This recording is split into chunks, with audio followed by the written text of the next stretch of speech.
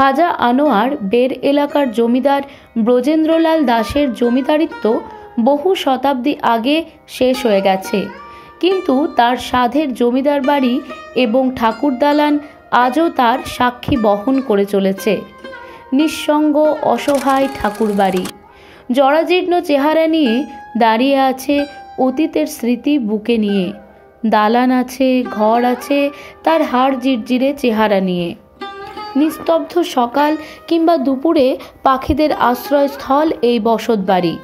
পায়রার দল ছেলেপুলেদের নিয়ে বাসা বেঁধেছে ঠাকুর বাড়ির চৌহদ্দিতে। নিস্তব্ধ দুপুরে ঠাকুর বাড়ি কি ভাবে অতীতের ব্রজেন্দ্রলাল দাস কিংবা তার পিতৃপুরুষদের কথা? হয়তোবা। সাড়া পাওয়া যায় না ঠাকুর বাড়ির। রাতে ঝিঝি পোকার ডাক বুঝিয়ে দেয় রাত হয়েছে।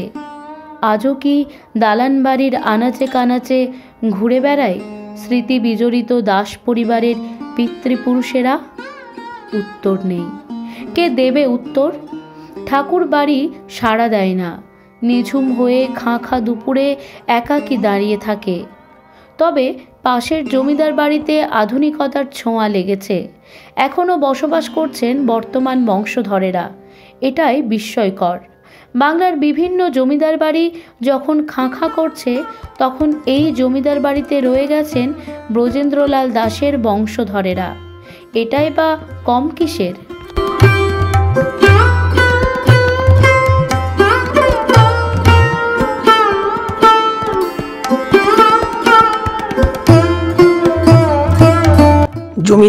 জমিদারি ছিল, কিন্তু তালপুকুর ছিল কিনা তা জানা যায়নি। তবে কয়েকটা বছরের পুরনো ইতিহাসের সাক্ষী হিসাবে থেকে গেছে সুবিশাল জমিদার বাড়ি। বর্ধমান রাজাদের আমলে গড়ে ওঠা সেই জমিদারি আজ না থাকলেও শহর বর্ধমানের অদূরে বংপুরের দাস জমিদার বাড়িতে সাবেকিয়ানার পরশ থেকে গেছে। বিশাল অট্টালিকা জুড়ে পায়রার বকবকন শোনা যায়। আজকের দিনে বংপুর নামটা ভুলে অনেকেই বের মোড় বলেন, কিন্তু প্রায় 180 বছরের পুরনো জমিদার বাড়ির অন্দরমহলে ঢুকলে ইতিহাসের স্মৃতি জেগে ওঠে বইকি। পর্যটক বা ইতিহাস পিপাসু মানুষজন আজও ঢু মারেন ওই জমিদার বাড়ি দেখতে। খাঁ খাঁ বিশাল পুরনো বাড়ির প্রতিটি অলিন্দে প্রাচীন স্থাপত্যের চিহ্ন। আর সেই জমিদার বাড়ির এক পাশে 5 পুরুষের বংশধররা আজও বসবাস করেন। বর্ধমান শহরে তখন নগরকেন্দ্রিক পরিবেশ, বসতি যখন কিছুই সেভাবে ছিল না, সেই সময় দাসেরা বর্ধমান রাজাদের আমলে জমিদারি লাভ করেন, যাদের শিল নোড়ার ব্যবসা ছিল আগে। প্রজাবৎসল এই জমিদারদের সঙ্গে বর্ধমান মহারাজাদের দারুণ সদ্ভাব ছিল। বড় করে পুজো হতো ঠাকুর দালানে। রাজাদের যাতায়াত ছিল এই পুজোয়। আশপাশের সব এলাকার প্রজাদের অংশগ্রহণে মহা ধুমধাম করে পুজো হতো। আজও সেই পুজোর রেওয়াজ আছে। ঘটা করে নীলকণ্ঠ পাখি উড়ানো হতো। শুধু দুর্গা পূজা নয়, সব পুজো, রথযাত্রা, উৎসব সবই হয় জমিদার বাড়িতে আজও। প্রাচীন দালান বাড়ি সংস্কারও করা হয়েছে। ঐতিহ্য আছে প্রতিটি খোপে। সেই স্থাপত্য রেখেই আরও সংস্কার হবে। থেকে যাবে জমিদার বাড়ির শেষ স্মৃতিটুকু, যা বর্ধমানের গর্বকে মাথায় রেখে। এমনটাই চাইছেন বংশধররা।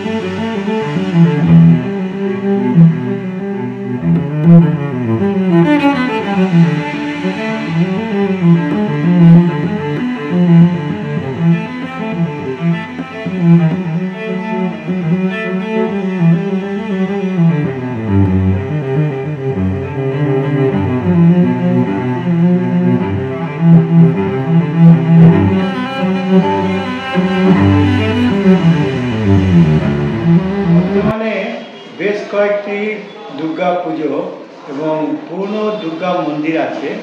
তার মধ্যে বোমপুর, পাঠশালা বের বোমপুরে যে দুর্গা মন্দিরটা আছে, দাস পরিবারের জমিদার বাড়ি, সেই বাড়িতে দুর্গা পুজো ঘটা করে হয়ে আসছে। আজ থেকে প্রায় 180 বছর আগে থেকে এইখানে পুজো হয়ে আসছে। এখানকার পুজোর মূর্তি সাবেকিয়ানা এবং তার সঙ্গে মূর্তি আলাদা ধরনের ভাবে তৈরি হয়। আমি বর্ধমান শহরে অনেক বিশিষ্ট ব্যক্তিত্ব, কবি, সাহিত্যিক তাদেরকে জড়ো করেন। পুজো 5 দিন ধরে অনুষ্ঠান চলে এবং নবমীর দিন একটা বাইরের সবাইকে আমন্ত্রণ জানায়। সেখানে একটা সবাইকে নিয়ে একটা ভোজের ব্যবস্থা থাকে এবং খুব সুন্দর মনোরম পরিবেশ। যে ওই দাস পরিবারে একসময় বর্তমানে মহারাজা, তিনিও ওখানে যেতেন এবং নবমীর দিনে ওখানে নীলকণ্ঠ পাখি আসত এবং ওখানে যাত্রা থেকে আরম্ভ করে বিভিন্ন সাংস্কৃতিক অনুষ্ঠান।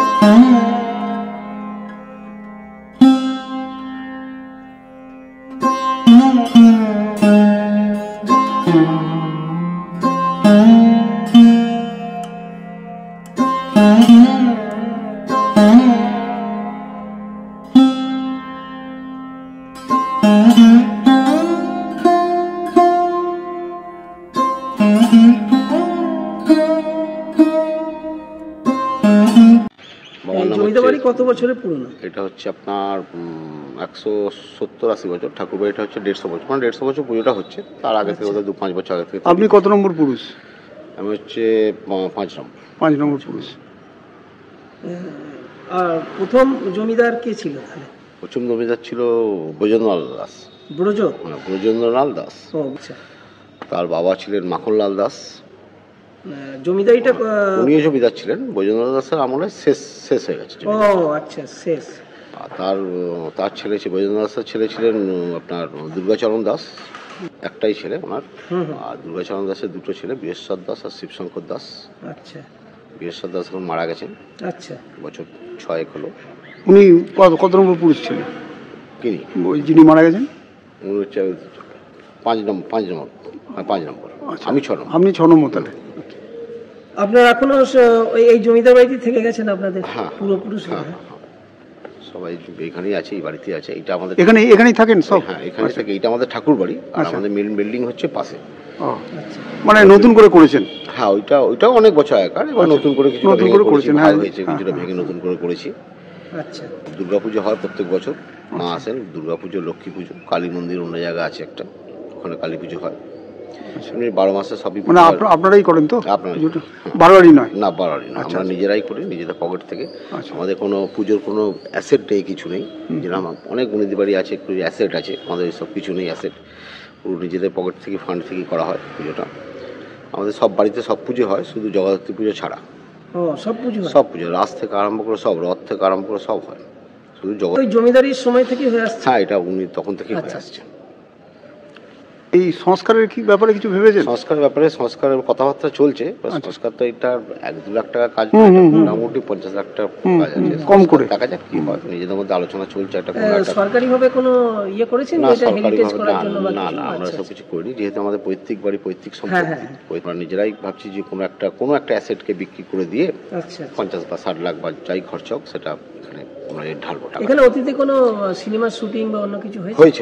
অনেক সিনেমা শুটিং হয়েছে, বাংলা সিনেমা অনেক শুটিং হয়েছে। যেমন 2-4টা বলুন না, নাম মনে আছে? নামটা আর কি মনে আছে।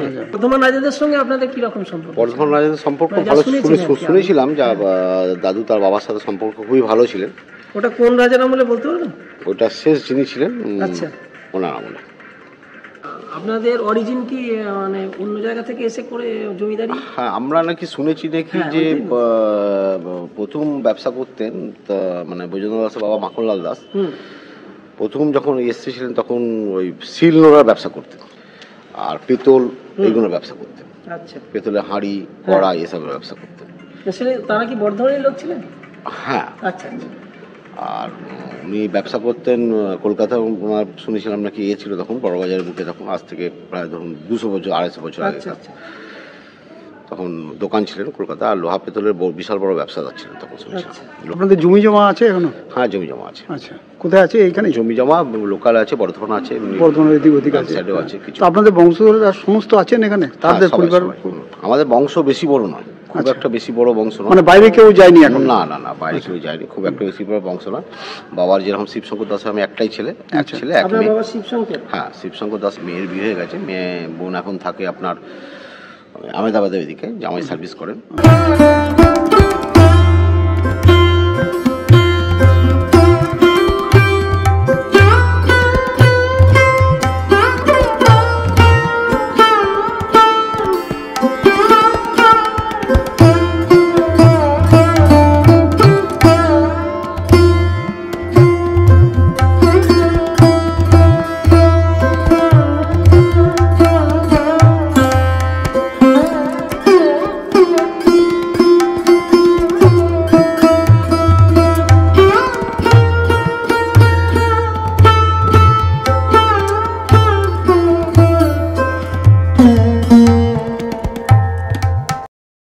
যখন আমরা বিয়ে হয়েছে তখন তো জমিদারি তো ছিল না, কিন্তু ওই প্রথাগুলো ছিল। ঠাটবাটটাও ছিল নিশ্চয়ই? হ্যাঁ, প্রথা ঠাটবাটটা ছিল। এখন মানে তারপরে আমাদের এখনো বাড়িতে আর কি 12 মাসে 13 পার্বণ যেটা বলে আর কি, মানে প্রচুর পুজো আজা আর কি।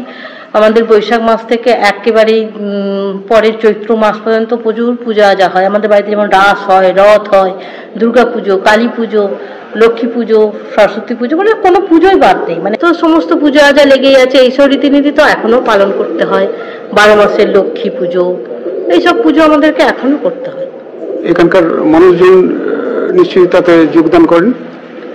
এখানে পাড়া প্রতিবেশী, হ্যাঁ, বড় পুজোগুলো যেমন আমাদের দুর্গা পুজোতে, মানে এখানে গোটায় যত আমাদের খাজনার বেড়ে যত মানুষ আছেন তারা সবাই এখানে এসেই সময়টা কাটান প্রায় 5 দিন। আর খাওয়া দাওয়ারও আমাদের ব্যবস্থা থাকে। আগে যেমন মানে পুরো পাড়াকে 4-5 দিন ধরেই খাওয়ানো হতো, কিন্তু এখন তো আর সেটা সম্ভব হয় না। তো এখন আপনার স্বামী বলছিলেন যে এটাকে সংস্কার করার চেষ্টা হচ্ছে। হ্যাঁ, একজনের পক্ষে সম্ভব নয়। তো আমাদের তো এখন আর সেই ধরনের মানে হ্যাঁ অবস্থাটা নেই।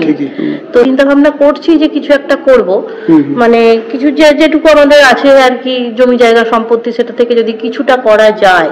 আর এটাকে হেরিটেজ করার জন্য কোনো আবেদন করেছেন কেন্দ্রীয় সরকারের কাছে? আমরা নিজেদের হাত থেকে এখনো পর্যন্ত ছাড়তে চাইনি। বাইরে বেরোনোর সমস্যাটা হতো, কিছু কাজ করার সমস্যা হতো। আচ্ছা, তো বাড়িতে থেকে বাড়ির মধ্যে থাকা, বাড়ির সমস্ত কাজকর্ম করা। প্রথম অনুভূতিটা এরকমই বলছেন যে ফ্যামিলিতে হয় আর কি, মানে জয়েন্টে কাজকর্ম করা, মানে দুপুরে লুডো খেলা, তো মানে এইরকম ধরনের কাজকর্ম হতো। মানে খুব সাংস্কৃতিক জগতে আমি আছি, সেই সব কালচারটা ছিল না। এমনি তো এডুকেশনের ব্যাপারে যেসব শিক্ষা ব্যাপারটা, সেটাও খুব একটা মেয়েদের মধ্যে আলোচনাটা খুব একটা হতো না, বেশি সাংসারিক পারিবারিক আলোচনা হতো, এই ধরনের একটা পরিবেশ ছিল। আচ্ছা, তো সেখান থেকে কাটিয়ে উঠলেন কিভাবে আস্তে আস্তে? কাটিয়ে উঠলাম বলতে না, আমাকেই কাটাতে হয়েছে। আমি তখন থেকে একটু আমার দম বন্ধ হতো যে আমি যে পড়াশোনা করেছি এত দূর, সেটা নিয়ে কিছুই করতে পারছি না, বা কোনো কালচার বাড়ির থেকে হচ্ছে না। তো সেখান থেকে আমি ভাবতে লাগলাম যে আমাকে এভাবে থাকলে হবে না, কিছু করতে হবে। তো একটু বিরোধিতা করতে হয়েছিল প্রথম, এমন কিছু না, বিশেষ কিছু না, বোঝাতে হয়েছিল যে আমি এইভাবে কাজ করতে চাই, সাংস্কৃতিক জগতে থাকতে চাই। এদের বাড়িতে আপনি বিয়ে হয়ে এলেন, আপনি উনি ষষ্ঠ পুরুষ বললেন, ষষ্ঠতম আপনার হাজবেন্ড ব্রজেন্দ্রলাল দাস। তো উনি ছিলেন এখানে জমিদার আছেন। তারপরে আমার হাজবেন্ডরা, আচ্ছা, প্রচরণ দাসের যে 2 পুত্র আর কি, শিবশঙ্কর দাস আর বীরেশ্বর দাস। তো শিবশঙ্কর দাসের একটি মাত্র পুত্র হচ্ছে আমার হাজবেন্ড অপরূপ দাস।